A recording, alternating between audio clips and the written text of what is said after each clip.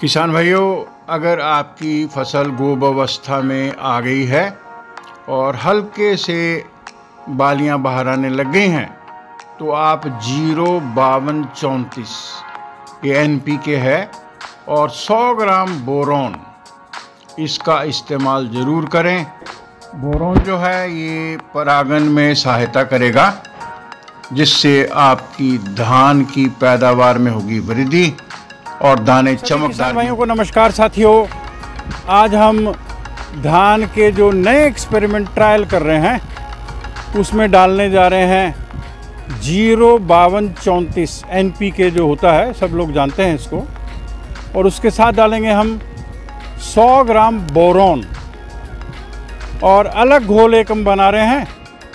उस घोल में हम ले रहे हैं एज़ॉक्सिस्ट्रोबिन 18.2% और साथ में उसी बॉटल में प्लास्टिक वाली में डाइफेनोकोनाजोल है 11.4% वाला।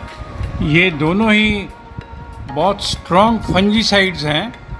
ये फफूंद जनित जितनी भी बीमारियां होती हैं उनको धान में कंट्रोल करने में सामर्थ्य रखती हैं और ब्रॉड स्पेक्ट्रम कई तरह के फफूंद जो हैं उनको ये कंट्रोल करती हैं। देख रहे हैं आप कि इस डिब्बे में ये दोनों फंजीसाइड जो थे उनको पानी में हम घोल रहे हैं, डिब्बे से नाप रहे हैं और 10 टंकी स्प्रे करेंगे हम। ये एज़ॉक्सिस्ट्रोबिन और डाइफेनोकोनाजोल जो हैं इनकी मात्रा रहेगी 200 मिलीलीटर ml प्रति एकड़। ये भैया जो अभी पुड़िया सी खोल रहे हैं इसमें पाउडर नुमा तो नहीं है, ये छोटे छोटे से टुकड़े से हैं। आप देखिए, ये एक इंसेक्टिसाइड है, कीटों को ये नष्ट करेगा और इस पाउडर का नाम है पाइमेट्रोजाइन। ये 50% WG वाला है। इसकी मात्रा हमने ली है 120 ग्राम प्रति एकड़ के लिए।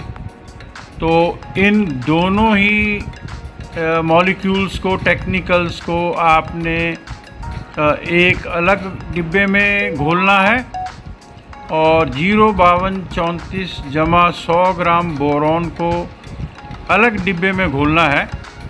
तो जब अच्छी तरह से घुल जाएं, बहुत जल्दबाजी करते हैं स्प्रे करने वाले भैया जो हमारे होते हैं, तो उनको कहिए ज़रा आराम से घुलने दीजिए और फिर बराबर बराबर मग्गे जो हैं हम स्प्रे टैंक में डालेंगे और 200 लीटर पानी कुल स्प्रे करेंगे हम।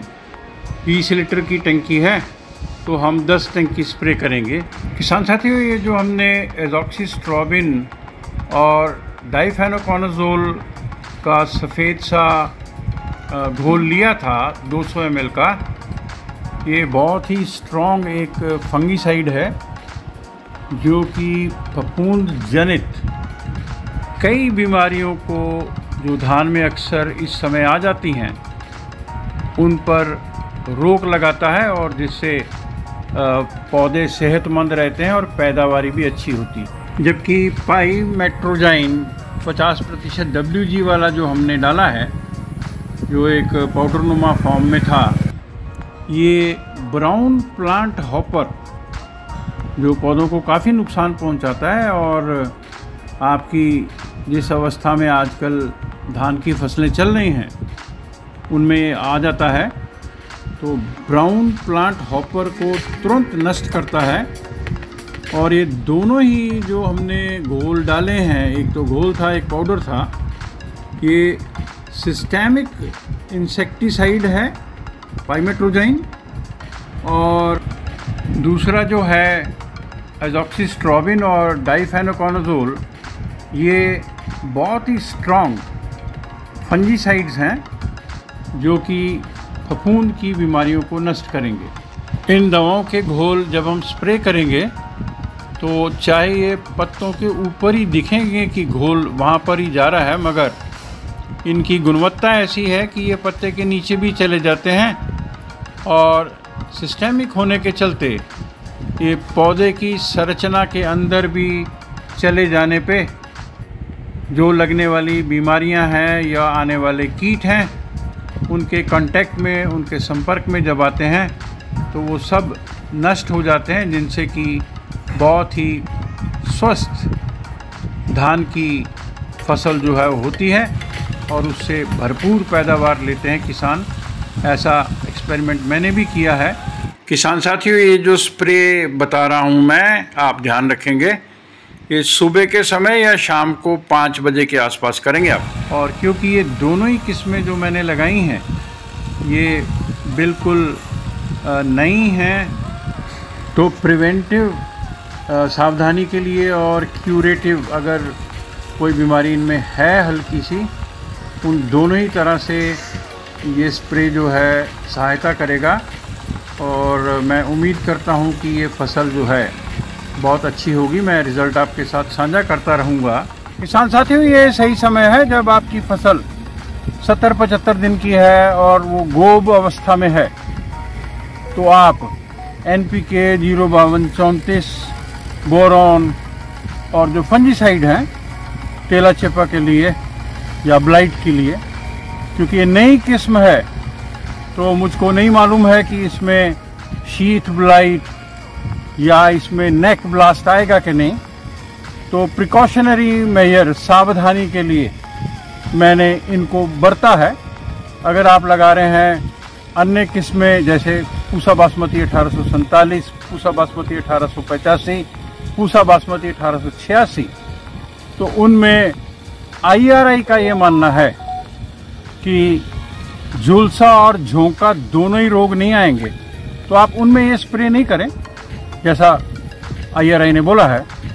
मैं क्या अनुरोध कर सकता हूँ आपसे कि आप चैनल को सब्सक्राइब कर लें और हो सके तो इसको किसान साथियों के साथ शेयर भी जरूर करें।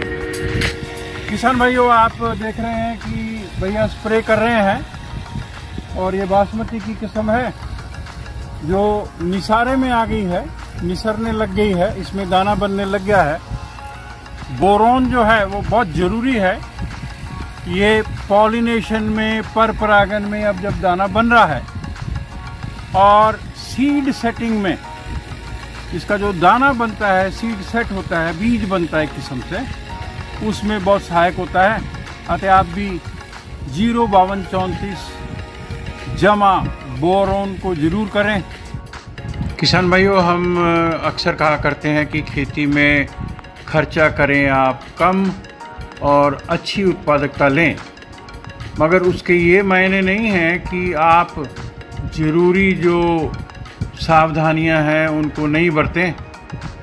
अच्छे केमिकल लगाएं और खाद पूरी दें ताकि लाभ हो आपको। सबको ढेर सारी शुभकामनाएं। नमस्कार।